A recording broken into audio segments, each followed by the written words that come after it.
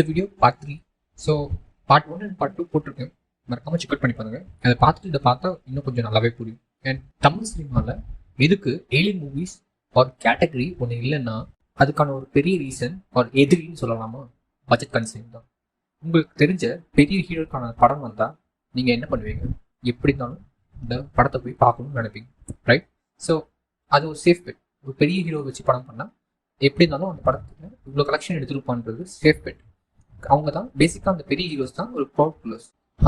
சொல்ல மாட்டேன். Welcome to so cinematic.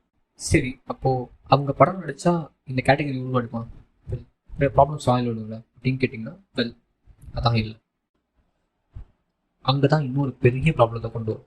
அது என்னன்னா, ஏற்கனவே சொன்ன மாதிரி பட்ஜெட்டில் ஒரு பெரிய கட் ஹீரோக்கே போயிடும். அதுக்கப்புறம் அவருக்கான மார்க்கெட்டுக்காக சில விஷயங்கள் காம்ப்ரமைஸ் பண்ண வேண்டியது.